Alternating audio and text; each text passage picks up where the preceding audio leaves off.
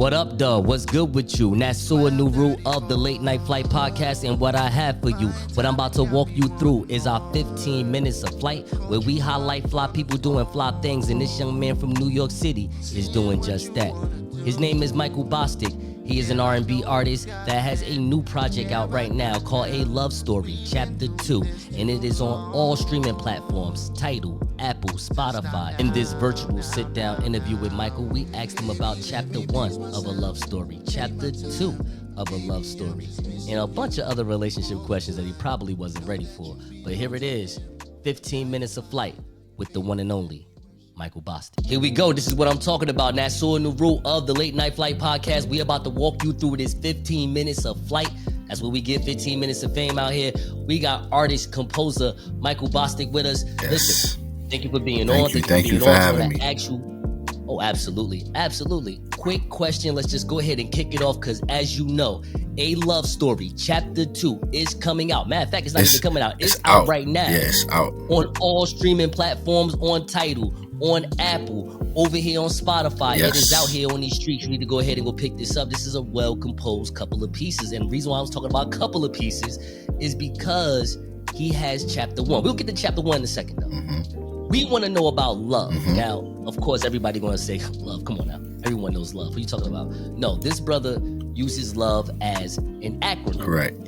So, Michael, what the hell is this about? All So, right, like love is, we know what love is. What's going on here? So, as an R&B singer, we normally primarily sing about love and heartache and things like that. So, just trying to be creative when I was coming up with the concept of what I wanted to do.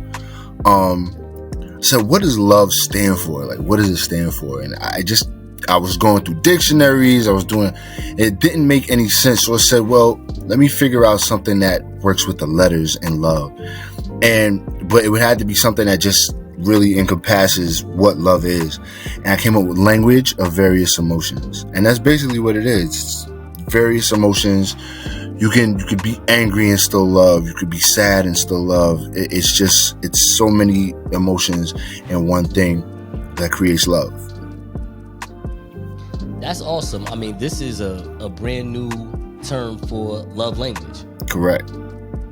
That's basically what it sounded like to Correct. me based on that acronym. It was just learning one's love language. Now, do you believe that when a woman or a man, whoever of the opposite sex that you're dating, and they learn your love language, do you believe that your relationship gets even stronger?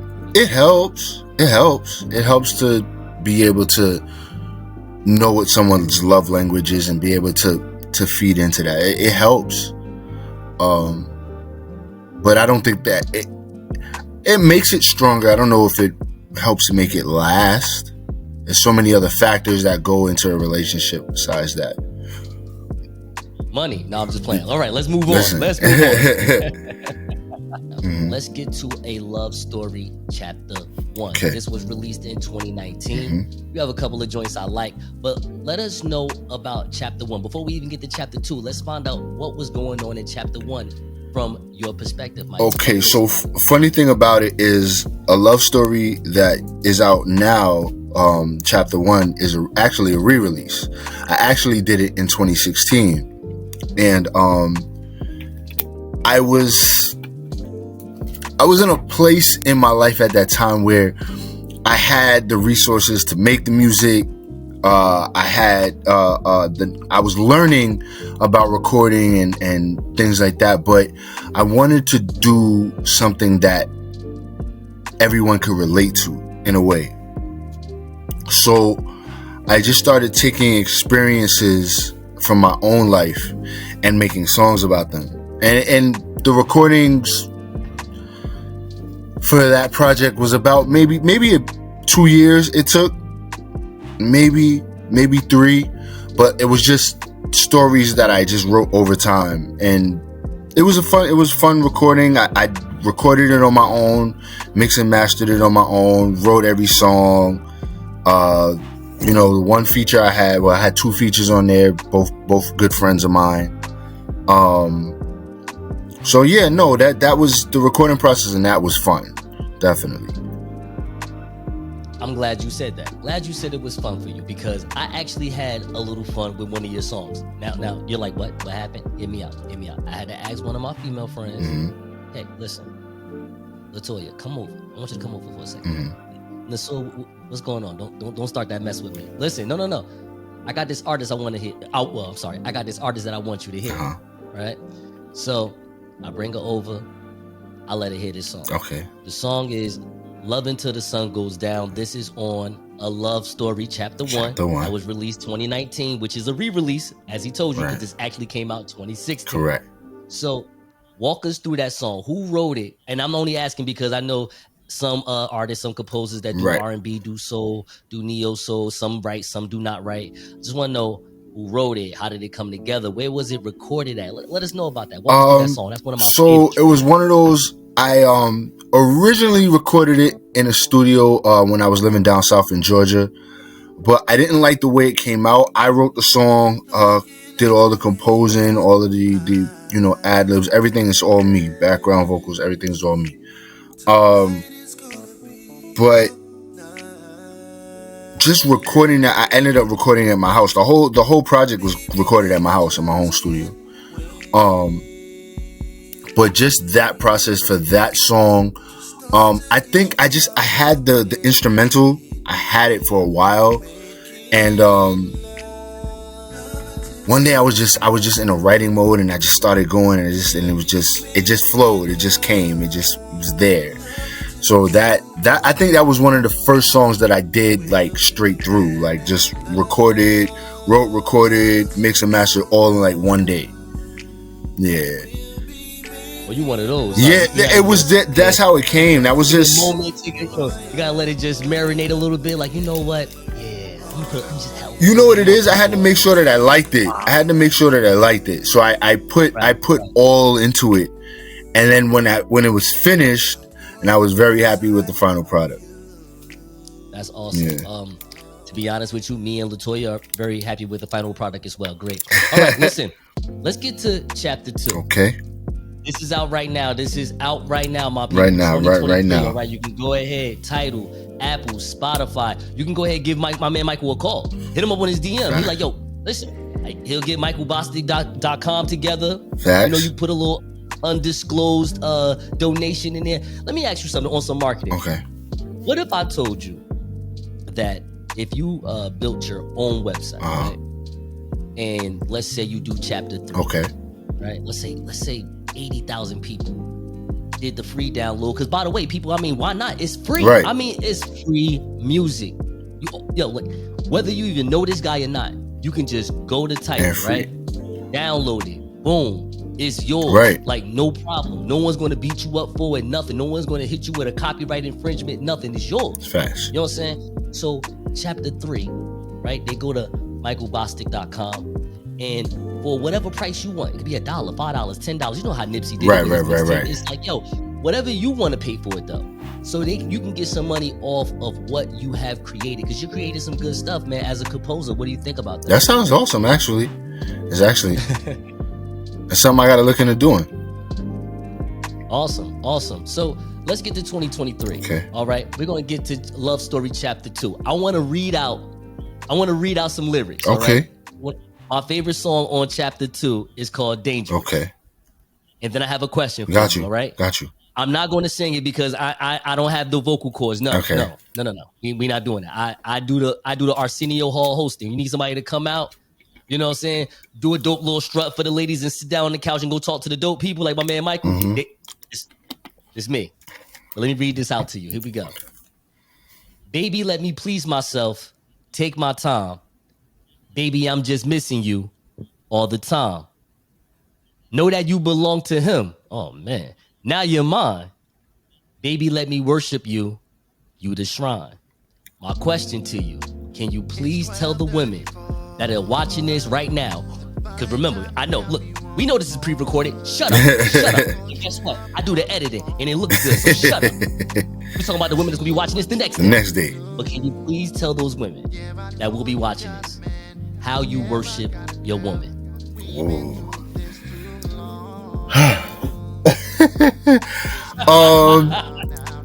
What's going on here? You do whatever it takes to make her happy. Whatever it takes. You're gonna end it like that. You know what? That's it. It. Everything that goes into that, it's whatever it takes. One of my homeboys that be hitting me up. This sound crazy, right? You say one of my homeboys be hitting me up on a DM, but no, he always send me like little funny memes and stuff. You know, so DM, right? So he sent me one where he was.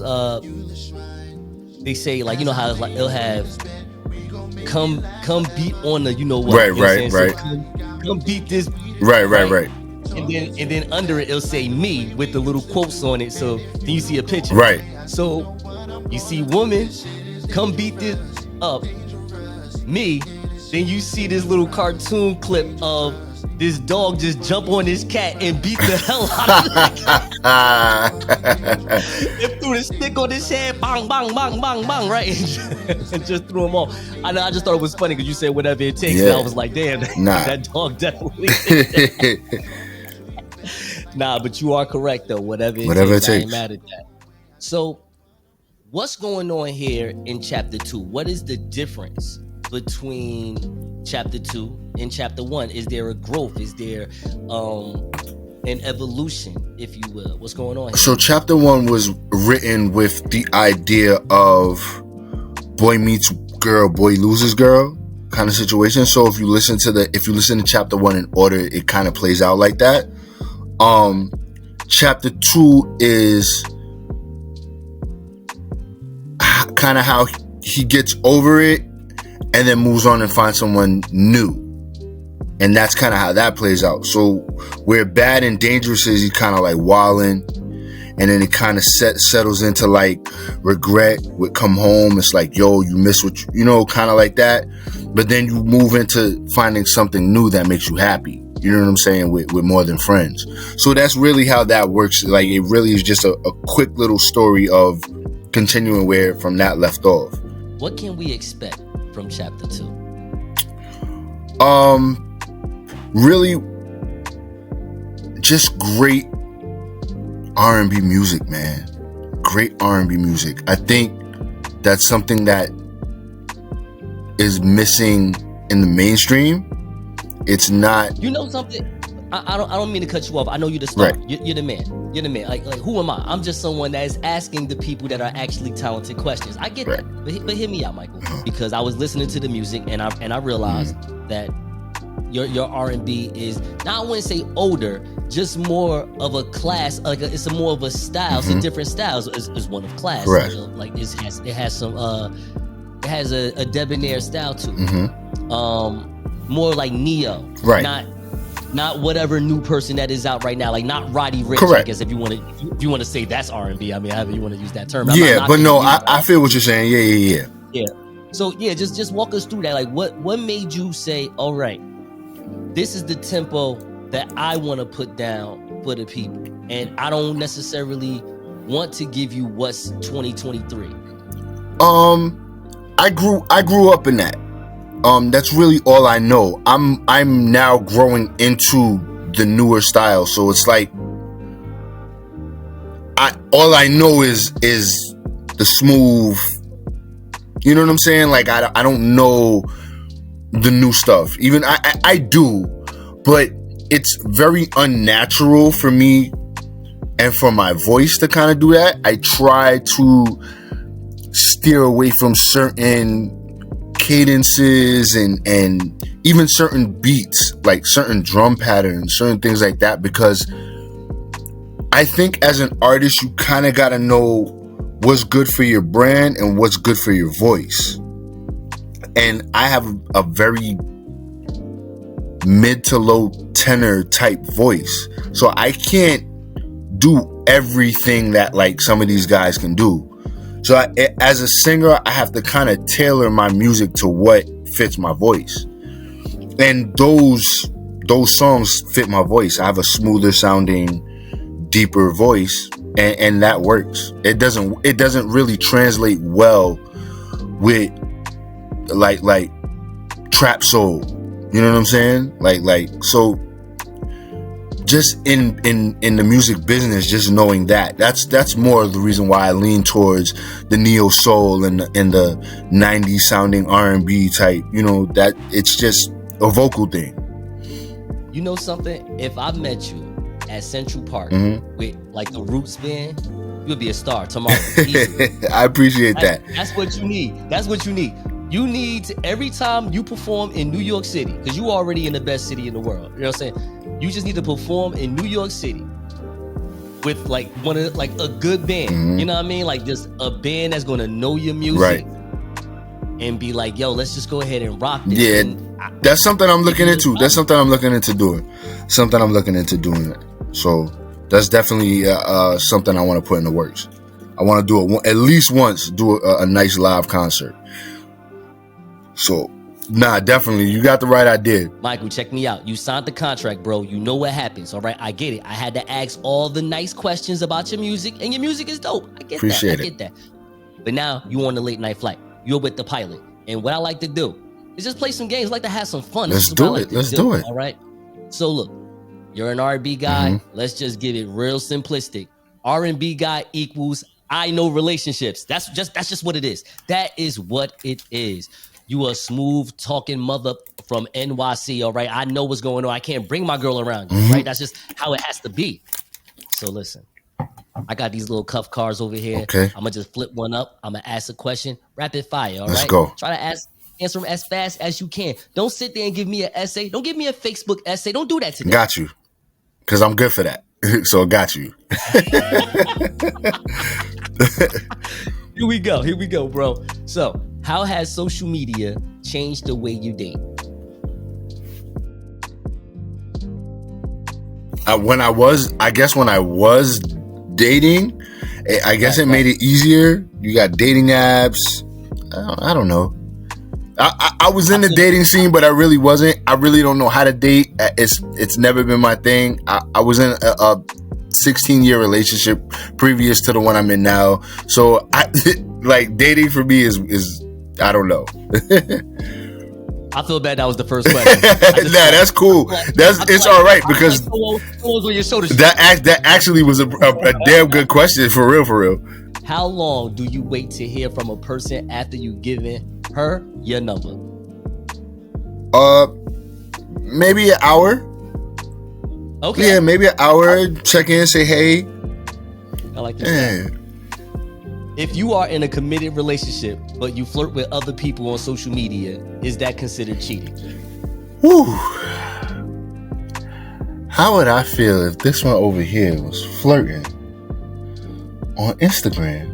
Yeah, no, that's cheating. Would you rather pay for sex or get paid for sex? Woo.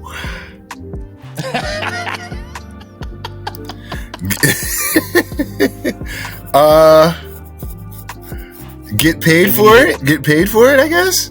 Yeah. Get paid for it? Get paid for it. That's right. Does the length of a relationship determine whether or not you put up with certain things? Yeah, it does.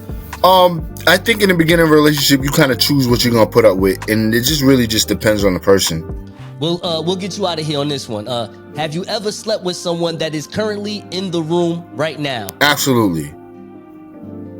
There we go. Try to get to that now.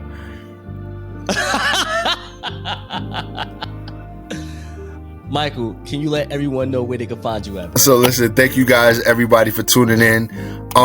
You guys can find me on all streaming platforms right now. Love Story Chapter 1 and 2 is out everywhere. If you want to hit me on the socials, Instagram _Hill Classic, Twitter _Hill Classic. That's HEELCLASSIC. Wait, hold on. Time out. One second. I'm sorry. How is your Instagram not Michael Bostic? Like, so you're like important. It used to be, but I'm a wrestling fan. So when I got maybe right before I got with this one over here, all right, I changed it because I started kind of getting into the wrestling. I was with a wrestling podcast for a little bit. So yeah, we was doing that, and that's really where it kind of stuck. All right, cool. Last question. Best heel last 10 years. Hurry up. Right Best now. what? Tell me. Best heel last 10 years? Roman Reigns. All right, cool. I mean, she does not think he's a heel at all, but that's okay. No, it's different now. But of all the last 10 years, absolutely not. No? No. Okay, you know what? Let me revise that. Okay. Best heel of the last 10 years?